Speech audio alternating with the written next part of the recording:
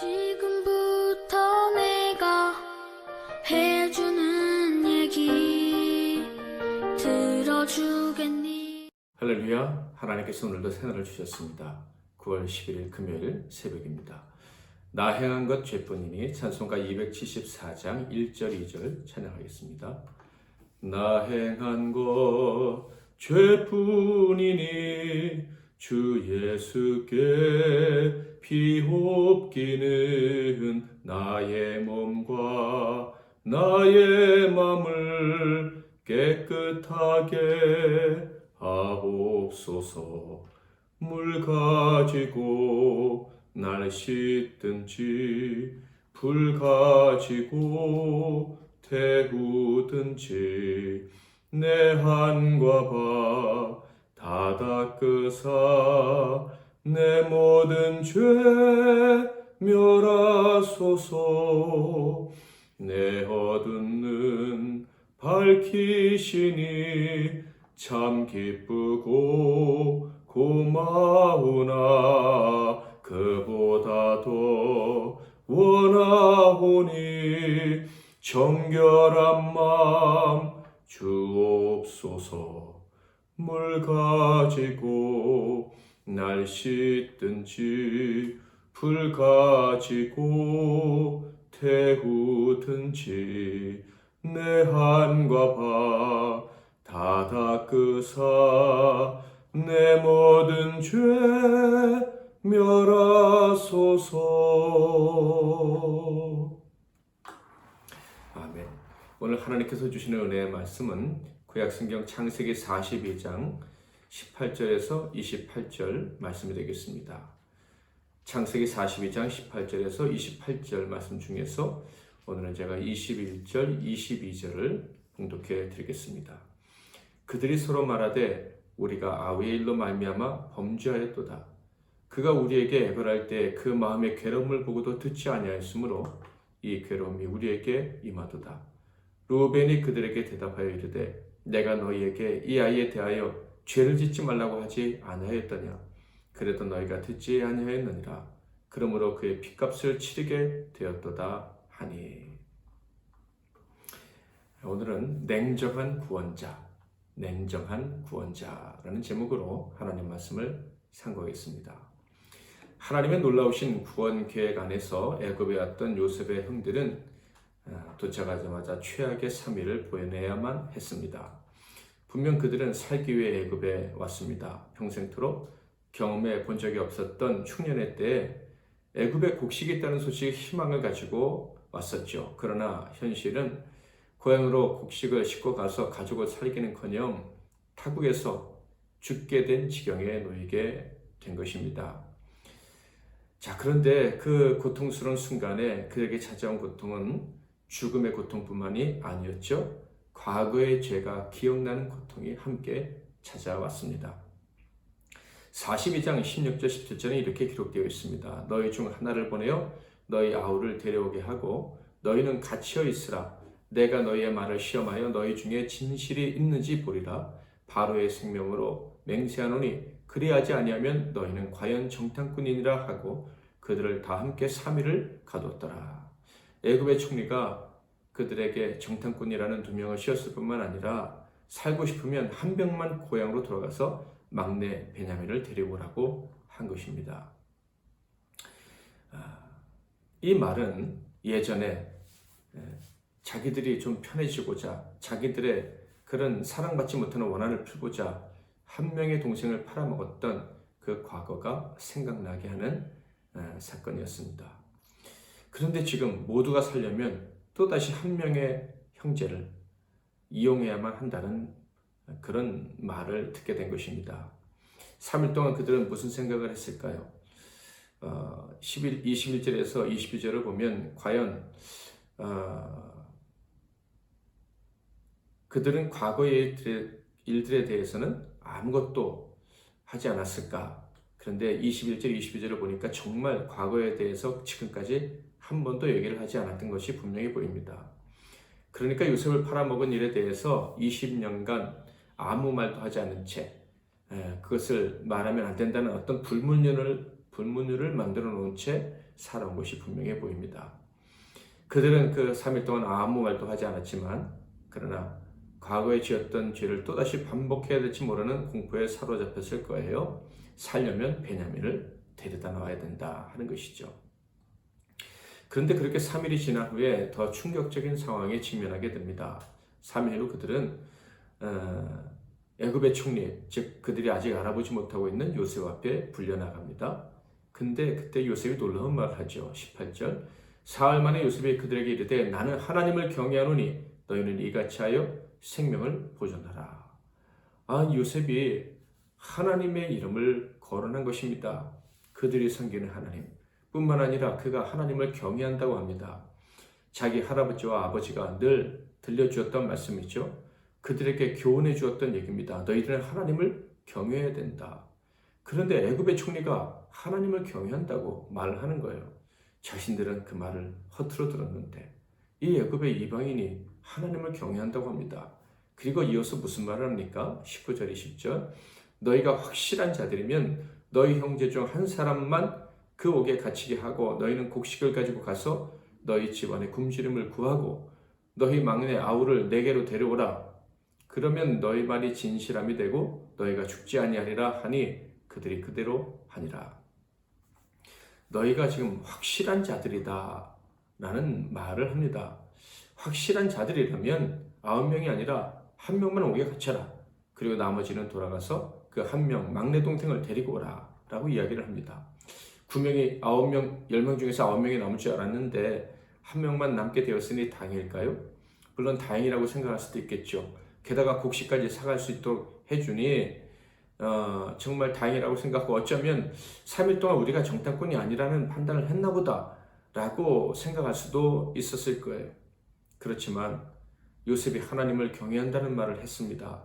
그리고 너희가 확실한 자들이면 이라는 말을 했습니다. 이 두 말 때문에 아마 지금 그들은 다행이다라는 생각보다는 참으로 무거운 마음을 갖지 않았을까 생각합니다. 3일 동안 그들이 무슨 생각을 했어요? 확실한 자들이 아니라는 거죠. 물론 처음 정탐꾼으로 의심을 받을 때 확실한 자라고 말할 때는 정치적으로 나쁜 의도가 전혀 없는 우리는 정직한 사람입니다. 그저 곡식만 사러 온 사람입니다. 라는 의미로 얘기를 했을 거예요. 이 확실한이라고 번역된 히브리어 케님이라는 말의 의미는 정직하다, 믿을만하다, 청렴하다 이런 의미를 가지고 있거든요. 그러니까 그들이 처음 요셉에게 우리는 케님한 사람입니다 라고 말할 때는 거짓이 아니었을 거예요. 그러나 시간이 지나면서 그들은 점점 자신들의 거짓이 생각이 나면서 이 케님이라는 말, 정직한, 믿을만한 그런 확실한 이런 단어가 굉장히 부담스럽게 다가왔을 것이다 라는 생각을 합니다. 게다가 요셉이 나는 하나님을 경외한다 라는 말할 때 이방인이 이 케님이라는 단어를 쓸 때 케님이라는 단어에 합당한 하나님을 경외하는 말이라는 이야기를 할 때 마치 자기들의 이 거짓이 발가벗겨 사람들에게 다 드러나는 듯한 느낌을 가지지 않았을까 하는 생각을 합니다. 그들은 지금까지 속이고 살아왔습니다. 게다가 하나님을 경외하는 아버지까지 속이고 살아왔습니다. 요셉에 대해 지금까지도 아버지를 속였습니다. 한마디도 사실을 이야기한 적이 없어요. 그러면서도 아버지를 위하는 것처럼 하나님을 경외하는 것처럼 살아왔던 것입니다. 그런데 그 이방인이 하나님을 경외한다고 얘기를 합니다. 너희들 정직함을 보여라. 확실함을 보여라 라고 얘기를 합니다. 게다가 급기야 이런 말까지 했죠. 1명만 남고 다 같이 돌아가서 가족을 살리고 그리고 1명 베냐민을 데리고 오라는 거예요. 예전에 요셉 때문에 우리가 힘드니까 요셉을 죽이고 우리끼리 행복하자 라고 모의했던 그때의 일을 지금 반복하라는 것으로 들렸을 것 같습니다. 1명만 남고 돌아가서는 맛있게 먹어라. 그리고 1명 데리고 와서 그래 내가 잡아놓은 시몬 데리고 가서 너희들 또 살아라. 1명이 죽고 나머지는 살자. 이렇게 생각할 수 있는 기회를 지금 요셉이 주는 거예요. 그러나 그것은 결코 그들에게 기회로 느껴지지는 않고 참 부담으로 다가왔을 것이다 라는 생각이 듭니다. 분명 하나님께서 주시려는 그 은혜, 큰 구원은 그들에게 가까이 와 있습니다. 우리는 그것을 알고 있죠. 그렇지만 그때 당시 그 큰 구원을 누리게 될 당사자들에게는 이 하나님이 주신 기회가 엄청난 죄의식, 그리고 비참한 자기의식, 그런 힘든 생각을 할 수밖에 없는 상황이 되었다 하는 것을 알 수가 있어요. 요셉의 제안에 그들끼리 하는 이야기를 보면 알 수가 있는데 20년간 그 누구에게도 자기들끼리도 말하지 않았던 20년 전에 지었던 죄에 대해서 이야기를 하는 거예요. 21절부터 23절 그들이 서로 말하되 우리가 아우엘로 말미암아 범죄하였도다. 그가 우리에게 애걸할 때 그 마음의 괴로움을 보고도 듣지 아니하였으므로 이 괴로움이 우리에게 임하도다. 루벤이 그들에게 대답하여 이르되 내가 너희에게 이 아이에 대하여 죄를 짓지 말라고 하지 아니하였더냐. 그래도 너희가 듣지 아니하였느니라. 그러므로 그의 핏값을 치르게 되었도다 하니 그들 사이에 통역을 세웠으므로 그들은 요셉이 듣는 줄을 알지 못하였더라.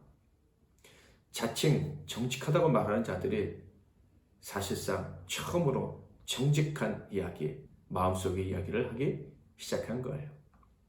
그러니까 지금까지 거짓되게 살았음에도, 숨기고 살았음에도 불구하고 정직하다고 말했다는 사실을 우리는 알 수가 있습니다.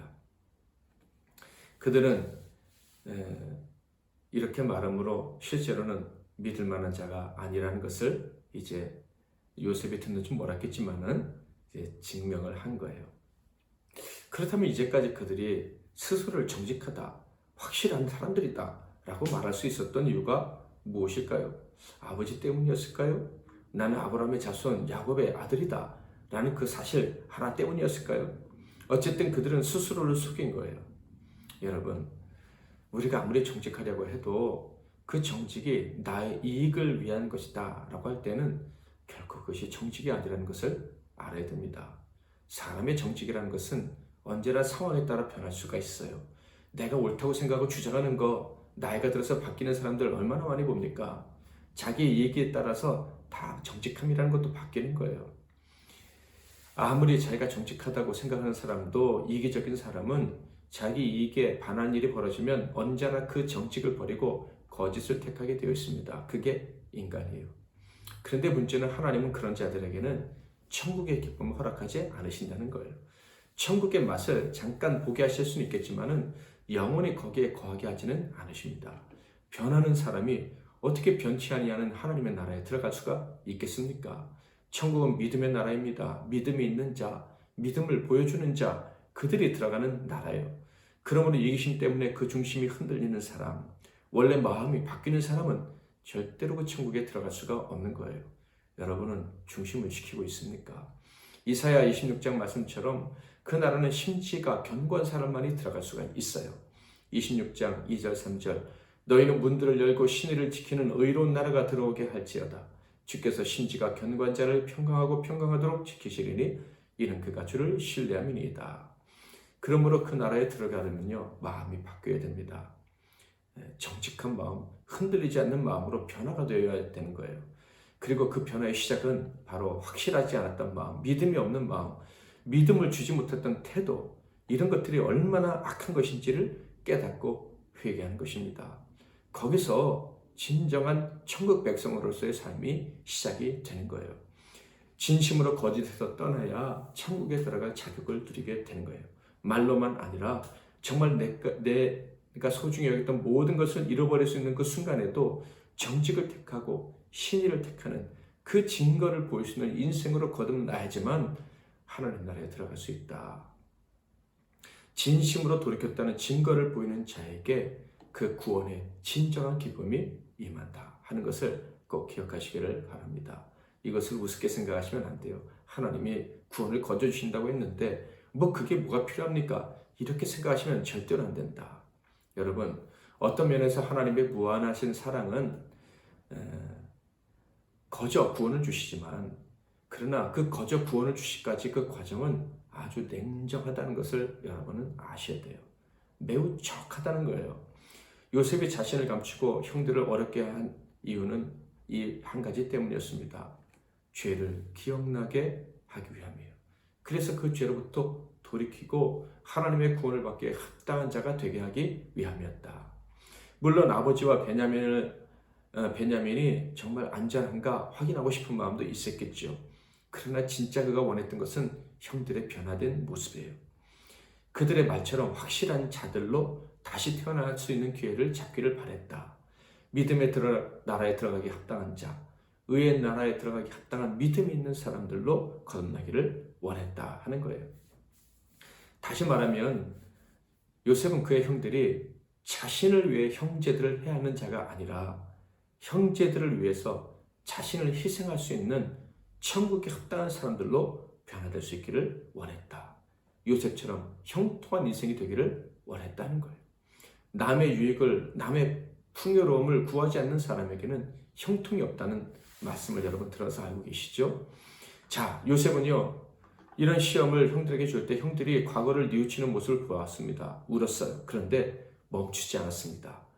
아, 형들이 이제 뉘우치는구나. 형님들 접니다. 이제 형님들 잘 살 수 있어요. 이렇게 할 수 있었지만 그렇게 하지 않았어요. 형들을 힘들게 하고 싶지는 않았지만 진정한 회개가 있기 전에는 진정한 구원, 영원한 살림이 없다는 것을 알았기에 그는 멈출 수가 없었던 거예요. 영의 사람은 이걸 아는 거예요.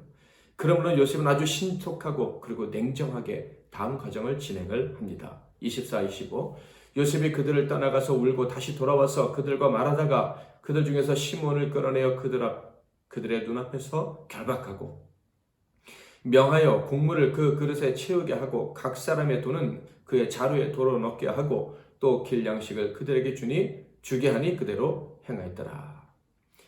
돈도 주고 돈은 몰래 줬죠. 곡식을 주고 돌려보냅니다. 시몬만 오게 가뒀습니다. 이제 남은 것은 형제들의 몫입니다. 이 형제들을 살리기 위해 변화된 모습으로 돌아오면 되는 거예요. 26절부터 28절을 볼까요?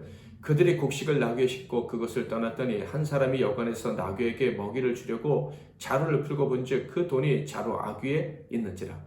그가 그 형제에게 말하되 내 돈을 도로 넣었도다. 보라 자루 속에 있도다.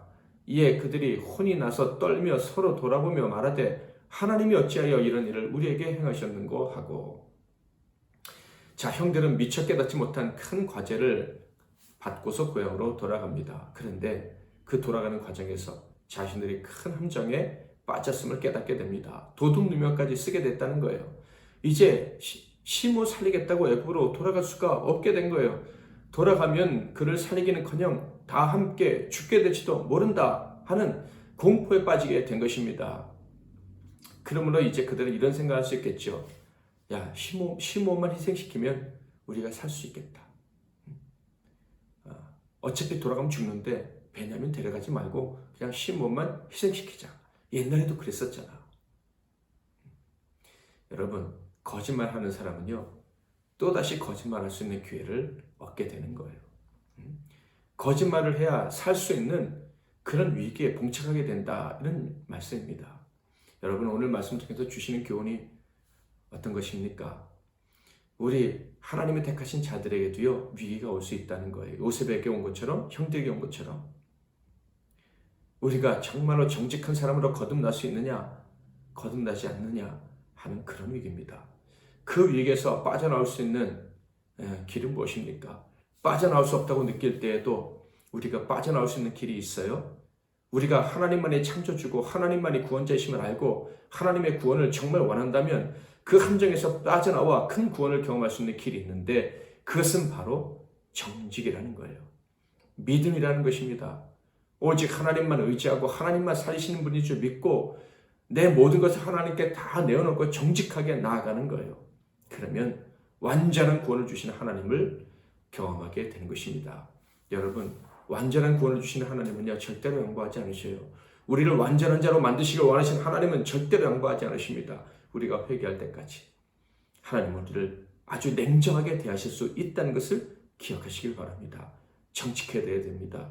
진실해져야 됩니다. 내 이익에 따라서 거짓을 택하지 않고 돌아서지 않고 배신하지 않는 믿을 수 있는 사람이 되어야 됩니다. 그래야 하나님의 참 구원을 우리가 경험하게 되는 것입니다. 오늘 하루도 정직하게 살 수 있는 저와 여러분, 오늘 여러분이 거짓의 자리에 설 수도 있겠죠. 거짓말을 말하는 위기에 설 수도 있겠죠. 그때 오늘 말씀 기억하고 정직하게 말하고 손해보더라도 정직하게 행동해서 하나님이 주신 그 구원을 경험할 수 있기를 축원합니다. 오늘 아까 불렀던 274장 3절 4절 찬양하겠습니다.